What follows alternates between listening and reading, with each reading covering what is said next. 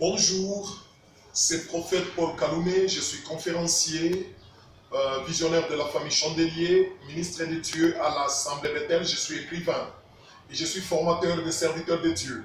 Pendant ces quelques minutes, voici le message que je vais vous transmettre. J'étais en train de méditer, je suis en pleine méditation de la parole de Dieu, je m'enferme un peu pour la méditation, mais les devoirs m'obligent de vous donner ce petit message. Alors, je vais parler de la vision. La vision. La vision, c'est quoi? Nous allons nous inspirer dans la Bible, dans Matthieu chapitre 6, le verset 22 et le verset 23. La Bible dit, l'œil, c'est la lampe du corps. En parlant de la vision, nous voyons l'œil. Mais par définition, la vision, c'est quoi? La vision, au fait, c'est une image. La vision, c'est une photo, c'est un dessin, c'est une représentation.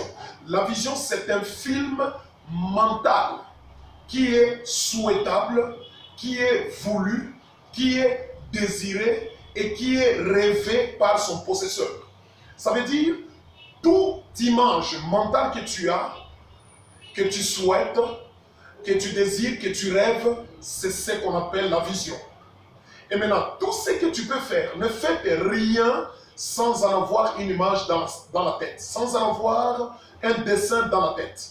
Il faut savoir que tout ce que nous voyons dans le monde, ça a une double existence. La première existence, c'est l'existence dans la tête, on appelle ça vision. Et la seconde existence, c'est maintenant l'existence physique. Je vous donne un exemple pour le livre que je suis en train de lire ici. Avant que ce livre n'existe, ça a d'abord existé dans la tête de l'auteur, dans la tête de l'écrivain. Et c'est de la tête vers un livre physique. Voilà pourquoi je voulais d'abord commencer par exhorter les enfants de Dieu. Même quand tu te présentes devant Dieu dans la prière, si tu veux demander à Dieu quelque chose, tu dois d'abord en avoir l'image dans ta tête.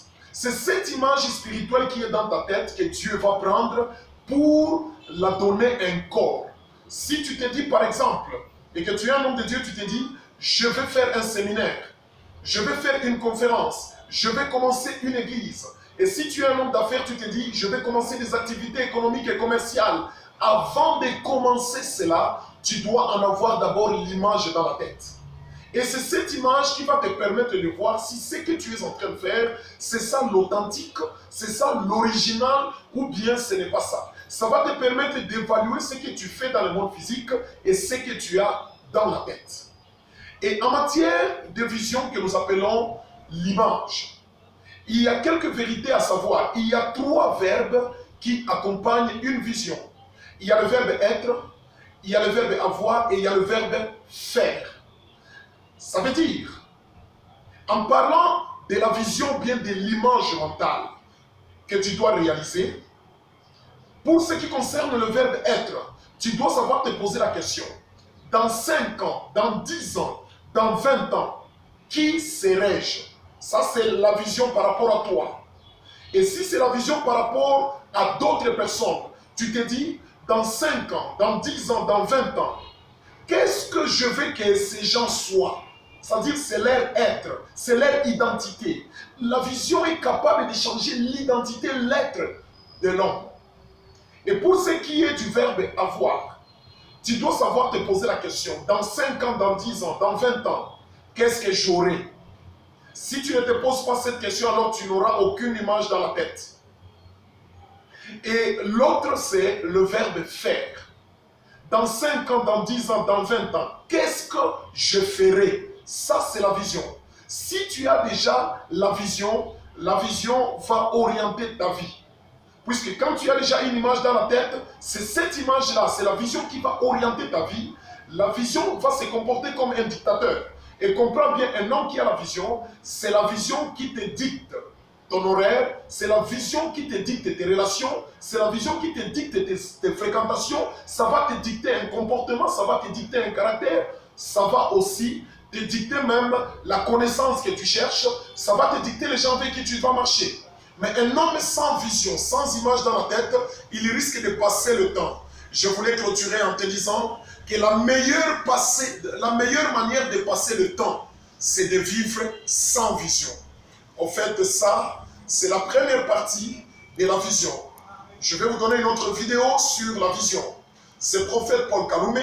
Et si tu as besoin de nous atteindre pour une conférence, pour une consultance, ou soit pour une invitation, ou je vais dire pour une formation, tu peux nous atteindre à ces numéros, plus 243 99 87 77 253. Et sur le WhatsApp, tu peux nous avoir sur le plus 243 89 7 800 848. Nous attendons vos commentaires, nous attendons votre écho. Et si tu trouves que tu es prêt à soutenir cette vision que nous sommes en train de diriger, qu'on appelle la famille Chandelier, merci beaucoup, tu peux nous atteindre à ces numéros-là et Dieu te bénira. Merci beaucoup, que Dieu vous bénisse.